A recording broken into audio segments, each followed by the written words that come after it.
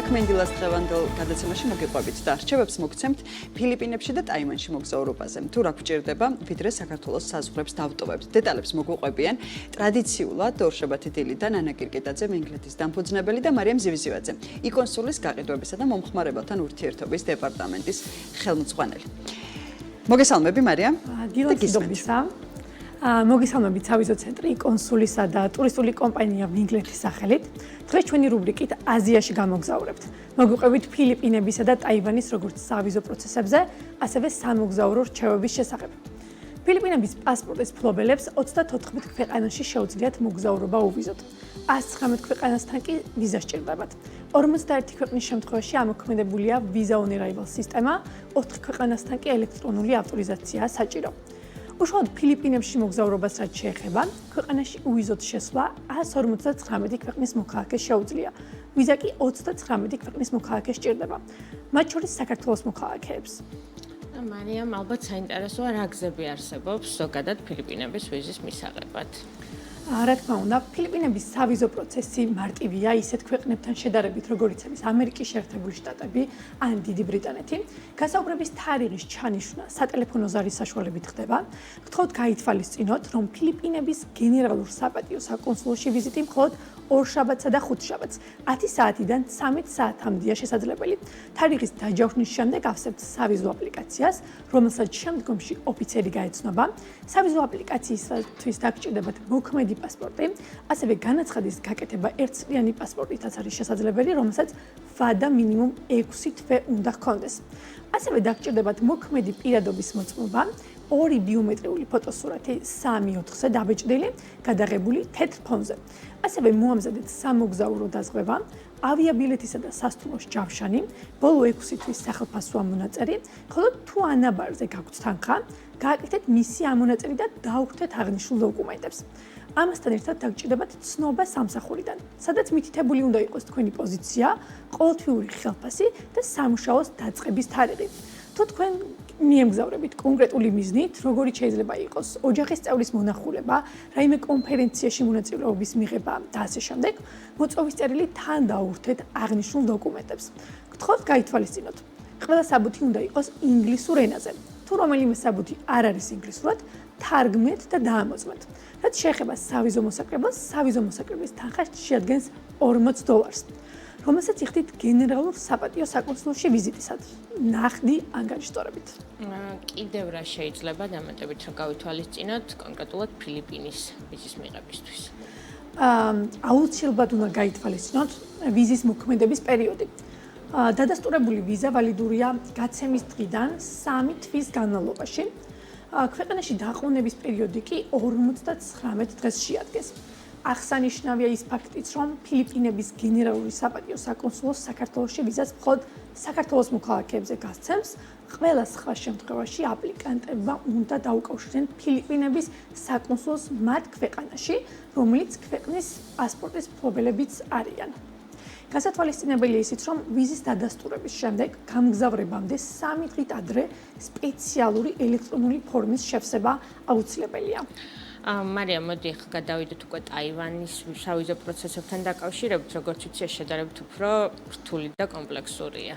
ნამდვილად, სანამ ტაივანის სავიზო პროცესზე ვისაუბრებთ, საინტერესოა, სად შეუძლიათ მოგზაურობა ტაივანის პასპორტის მფლობელებს. აღნიშნული პასპორტით ტაივანის მოქალაქეებს 74 ქვეყანაში უვიზოთ შეუძლიათ მოგზაურობა, 67 ქვეყანაში სამოგზაუროდ კი ვიზა სჭირდებათ, 48 ქვეყნის შემთხვევაში ამოქმედებულია Visa on Arrival სისტემა, ხოლო 9 ქვეყნის შემთხვევაში ელექტრონული ავტორიზაციაა საჭირო. უშუალოდ ტაივანში მოგზაურობა კი 100 ქვეყანას შეუძლია ვიზასთან ერთად. 67 ქვეყნის მოქალაქე ტაივანში უვიზოთ იმოგზაურებს. 19 ქვეყნის შემთხვევაში ამოქმედებულია Visa on Arrival სისტემა, ხოლო 4 ქვეყნის შემთხვევაში კი ელექტრონული ავტორიზაცია იგივე ეტა გახლავთ საჭირო. რაც შეეხება ტაივანის სავიზო პროცესს, ის ფილიპინების სავიზო პროცესისგან საკმაოდ განსხვავებულია. ტაივანის საკონსულო საქართველოში არ მდებარეობს, ამიტომ აპლიკანტი თურქეთში, ანკარაში არსებულ საკონსულოს უნდა ეწიოს. ან გამოიყენოს პარტნიორის მომსახურების სერვისი და სავიზო განაცხადი დისტანციურად წარადგინოს. მაგრამ აუცილებლად გასათვალისწინებელი ისიც, რომ საკონსულოში აპლიკანტის ვიზიტის დროსაც საჭიროა პარტნიორის დახმარება. პირველ ეტაპზე აპლიკანტს დასჭირდება პასპორტის დასკანერებული ასლი. პასპორტი ვალიდური უნდა იყოს ტაივანში დაგეგმილი ვიზიტიდან მინიმუმ 6 თვე. ასევე საჭიროა 2 ბიომეტრიული ფოტოსურათი, გადაღებული თეთრ ფონზე ზომით 3.5-4.5-ზე, რომელიც უნდა წარადგინოთ ელექტრონული სახით. საჭიროა სასტუმროსა და ავიაბილეთის ჯავშანი PDF ფორმატით. არსებობს შემთხვევაში დოკუმენტებს თან დაურთეთ მოწვევის წერილი, ბეჭდითა და ხელმოწერით. ინგლისურ ენაზე ასევე დაგჭირდებათ საბანკო ამონაწერი ბანკიდან. პირადი საბანკო ანგარიში, როგორც წესი ბანკებს აქვთ ინგლისურ, ქართული ვარიანტით. ესეც მისაღებია, უბრალოდ აუცილებლად ბანკიდან აღებული და სველი ბეჭდით. არ წარადგინოთ ინტერნეტ ბანკიდან ამოღებული დოკუმენტები. ასევე გაითვალისწინეთ, რომ საბანკო ანგარიშზე უნდა იყოს განთავსებული მინიმუმ 1500 ან 2000 ამერიკული დოლარი. ამასთანავე დაგჭირდებათ ცნობა სამსახურიდან, ან თუ თქვენ ფლობთ კომპანიას, კომპანიის საკუთრების დამადასტურებელი ცნობა იუსტიციის სახლიდან. დოკუმენტი უნდა წარადგინოთ ინგლისურ ენაზე, თუ რომელიმე დოკუმენტი იქნება ქართულ ენაზე, უნდა თარგმნოთ და დაამოწოთ ნოტარიულად ან აპოსტილით. და ალბათ ყველაზე მეტად რაც მაყურებელს აინტერესებს, როგორ უნდა მოვიქცემ დოკუმენტაციის მოწესრიგების შემდეგ, ისე რომ საბუთები წარვადგინო საკონსულოში ჩაუსვლელად, იმიტომ რომ არავის არ უნდა სხვა ქვეყანაში ვიზის მისაღებად წასვლა. ნამდვილად ეს გარკვეული დისკომფორტი არის აპლიკანტებისთვის, როდესაც აპლიკანტი მზად ექნება საჭირო დოკუმენტები, ჩვენს წარმომადგენელს ვუზიარებთ აღნიშნულ დოკუმენტებს, მას შემდეგ რაც წარმომადგენელი დაგვიდასტურებს დოკუმენტების სისწორეს, ვეკონტაქტებით კონკრეტულ ფოსტას და ვაორგანიზებთ გაგზავნას. ამ შემთხვევაში მგზავრისგან გვჭირდება დოკუმენტების მიწოდების მისამართი, სადაც კურიერი ეწვევა და აღნიშნული დოკუმენტები გაიგზავნება ანკარაში, სააგენტოს ოფისში. მისამართებს წინასწარ ვაზუსტებთ და შესაბამისად ვაორგანიზებთ დოკუმენტების გაგზავნის პროცესს. მას შემდეგ ჩვენი წარმომადგენელი ჩააბარებს დოკუმენტებს საკონსულოში და 7 დღეში მოხდება სავიზო განაცხადის განხილვა საკონსულოს მიერ. სავიზო გადაწყვეტილების მიღების შემდეგ წარმომადგენელი თავად აორგანიზებს განცხადებლის პასპორტის მიწოდებას. ეს არის ის სავიზო პროცესები, რაც ორივე ქვეყნის შემთხვევაში უნდა გაითვალისწინოს აპლიკანტმა და ეხლა კითხვა, რამდენად ხშირად მოგზაურობენ საქართველოს მოქალაქეები ფილიპინებში. მარიამ, პრინციპში ვერ ვიტყვი რომ ხშირად, თუმცა ვფიქრობ ეს არის ინფორმაციის ნაკლებობით განპირობებული. რადგან გვაქვს მიმართულებები, რომელიც უფრო შორს არის გეოგრაფიულად და სავიზო პროცესებიც უფრო რთულია, თუმცა ქართველები უფრო აქტიურად დადიან. ფილიპინებზე მოსახვედრად, როგორც სავიზო პროცესებზე მოყევი, არის უმარტივესი და ამასთანავე მხოლოდ ერთი ტრანზიტით შეგვიძლია მოხვედრა. მანილაში ერთი გადაჯდომით სტამბოლის, დუბაისა თუ დოხას აეროპორტების გავლით შეგვიძლია რომ მოვხვდეთ, შემდეგ კი უკვე ჩვენ სურვილებს და ინტერესებს მივანდოთ ის თუ როგორ გავაგრძელებთ გზას. ერთის მხრივ შეიძლება ფილიპინების მიმართულებით დაიგეგმოს კულტურული ტური, რომლის მანძილზეც ქვეყანას ათვალიერებთ. ასევე შესაძლებელია დავგეგმოთ ტური, რომლის განმავლობაში თან ქვეყანას ათვალიერებთ და ბოლოს სანაპიროზე ისვენებთ. და ამასთანავე დაგიგეგმოთ ისეთი, რომ სრულად მთელი ჩვენი შვებულების დღეები სანაპიროს დასვენებას მივუძღვნათ. ის თუ ვისთვის რომელი უფრო მისაღები და კომფორტულია, უკვე სრულად დამოკიდებულია დამსვენებელზე ამ შემთხვევაში. და ყველაზე საინტერესოა, როდის არის საუკეთესო სეზონი, რომ ვიმოგზავროთ ფილიპინებში? ფილიპინები ტროპიკული მხარეა და მაისიდან ოქტომბრამდე წვიმიანი სეზონია. საუკეთესო პერიოდი იმისთვის, რომ ფილიპინების სანაპიროებს ესტუმროთ, არის ნოემბრიდან მაისამდე. მანილამდე ფრენა დაახლოებით $1000 ფარგლებში დაგიჯდებათ.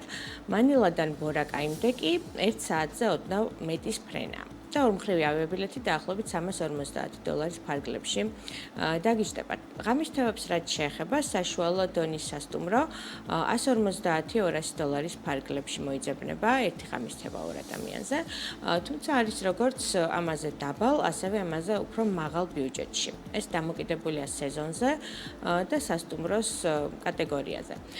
ბორაკაი იდეალური მიმართულებაა საქორწინო მოგზაურობისთვის, უბრალოდ წყვილების თუ მეგობრების ჯგუფის დასვენებისთვის. ბორაკაიზე გარდა იმისა, რომ ნამდვილად ულამაზესი სანაპიროები დაგხვდებათ, ამასთანავე საკმაოდ კარგად გაერთობით. სანაპიროების კლუბები ძალიან აქტიურად გვხვდება და მათ დიდი რაოდენობით დამსვენებელი სტუმრობს. რაც განაპირობებს იმას, რომ აქ გართობას, ნამდვილად შეძლებთ ჯგუფი თუ წყვილები. ბორაკაის გარდა სად ურჩევ მოგზაურებს რომ დაისვენონ ან რა ადგილები დაათვალიერონ? თუ სანაპიროს მხარეს არ მივდივართ, პრინციპში ორკვირიანი ფილიპინური ვოიაჟი ასე გამოიყურება. ტური დავიწყოთ მანილაში ჩაფრენით, რადგან ყველაზე კომფორტულად აქ მოხვდებით. მანილაში შეგიძლიათ 2-3 დღე გაატაროთ და აქ ყოფნის დროს აუცილებლად ნახეთ მანილას ყურეში მზის ჩასვლა. რიზალ პარკი ცნობილია იმით, რომ მისი შექმნა მიეძღვნა ცნობილ ფილიპინელ პატრიოტს.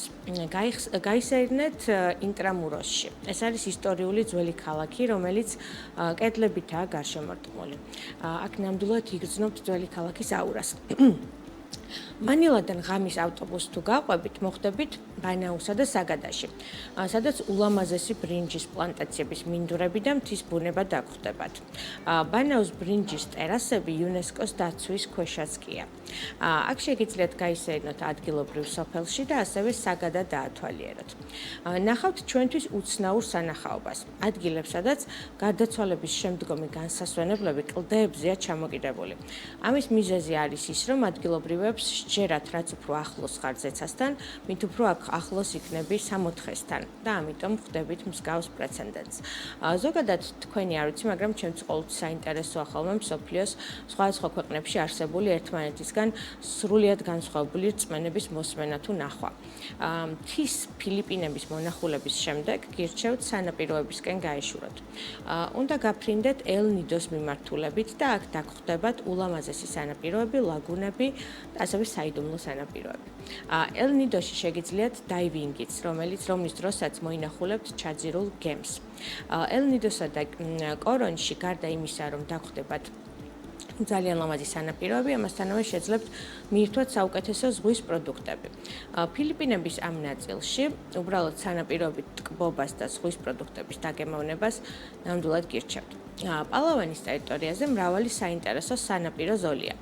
შესაბამისად, ვისთვისაც სანაპირო დასვენება საინტერესოა, ელ-ნიდო, კოლონი, პუერტო პრინცესა, თითოეული ძალიან საინტერესო დასასვენებელი კურორტებია. ფილიპინების ამ კონკრეტულ ტერიტორიაზე ნახავთ სასტუმროს როგორც ბიუჯეტურად, ასევე 5 ვარსკვლავიან სასტუმროებსაც საკმაოდ ადეკვატურ ბიუჯეტში, დაახლოებით $200-250 ფარგლებში, რომ გამოვიდეს ღამისთევა. ფილიპინებზე ეს რამდენად მოგინდებათ არ ვიცი, მაგრამ აქ all-inclusive სასტუმროებიც კი შეგიძლიათ რომ დაჯავშნოთ. ვისაც კულტურული ტურის გაგრძელება სურს, შეუძლია ბოოლისა და ცებუს მიმართულებით გაემგზავროს. აქ ულამაზესი კავასანის ჩანჩქერი დაგხვდებათ, რომელზეც შეძლებთ კანოეთი გასეირნებას. ასევე სანაპიროებზე ვეშაპების დასათვალიერებელ ტურებში შეძლებთ წასვლას. აქ შორიდან არ დაგანახებენ ვეშაპის ამოფრქვეულ წყალს, არამედ პირდაპირ ვეშაპებთან ერთად შეძლებთ გაცუროთ. დაივინგი ვეშაპების გარემოცვაში ზუსტად ამას სთავაზობს ოსლობი. ბოოლში ასევე შეძლებთ დაათვალიეროთ შოკოლადის გორაკები. ეს არის 1000-ზე მეტი გორაკი, რომ შეხედავთ შოკოლადის ფერი აქვს და ვიზუალურად შოკოლადის გორაკებს გავს. ამიტომ შეარქვეს ასე და ამაყად იკავებს ადგილს მსოფლიოს ახალ 7 საოცრებას შორის. მსგავს სანახაობას პრინციპში ბევრგან ვერ ნახავთ. და ბოლოს აუცილებლად კიდევ ერთხელ უნდა ვახსენოთ ბორაკაი, რომელიც წარმატებით ატარებს სანაპირო სამოთხის სახელს. ბორაკაიზე თეთრი ქვიშები, usუფთავესი წყალი და სანაპიროები და საოცარი ღამის ცხოვრება დაგხვდებათ. ასე რომ მათთვის, ვისთვისაც ფილიპინები კულტურულად საინტერესოა და მისი დათვალიერება უნდა, ბორაკაი შეიძლება გაჩერების ბოლო წერტილადაც მონიშნონ. ხოლო ვისთვისაც ლამაზი ზღვა და აქტიური ღამის ცხოვრება მეტად საინტერესოა, შეუძლია მანილადან პირდაპირ ბორაკაის მიაშუროს. ამისთვის შიდა ფრენა დაგჭირდებათ. და ანა, ბოლოს რა რჩევები შეგიძლია მისცე მოგზაურებს, რომლებიც გეგმავენ მოგზაურობას? ну ზოგადად პირველ რიგში, როცა ვსაუბრობთ შედარებით უფრო დაბალი განვითარების ქვეყნებზე, პირველი რაც უნდა გავითვალისწინოთ არის უსაფრთხოება. პირველ რიგში სასტუმროებიდან დაწყებული ადგილობრივი ტურებით დამთავრებული ყოველთვის უმჯობესია შეკვეთა გააკეთოთ ლიცენზირებულ ოფიციალურ პარტნიორთან. ასეთ დროს დაზღვეული ხართ იმისგან, რომ არ მოგატყუებენ თანხის გადახდისას მომსახურებას მიიღებთ და რაც თავარია დაცული იქნება უსაფრთხოების ნორმები, რისი დარღვევის უამრავი შემთხვევაც სხვადასხვა რაღაც უბედური შემთხვევის მიზეზი ხდება ხოლმე. ტროპიკული კლიმატიდან გამომდინარე, ამინდის გათვალისწინება ძალიან მნიშვნელოვანია. მე გირჩევთ ფილიპინებს ესტუმროთ ნოემბრიდან მაისამდე. ფილიპინებზე მხოლოდ ბოთლის წყალი მიირთვათ. გამოიყენეთ კოღოების სპრეი. პატივი ეცით ასაკოვან ადამიანებს, ეს ძალიან მნიშვნელოვანია. ფილიპინელები ზოგადად ძალიან მეგობრული და თბილი ხალხია და თქვენგანაც იგივე მოლოდინი აქვთ. ვაჭრობა სხვადასხვა ნივთებზე ფილიპინებზე ძალიან ჩვეულებრივი მოვლენაა, ასე რომ შეგიძლიათ სხვადასხვა ნივთების შეძენისას შეევაჭროთ.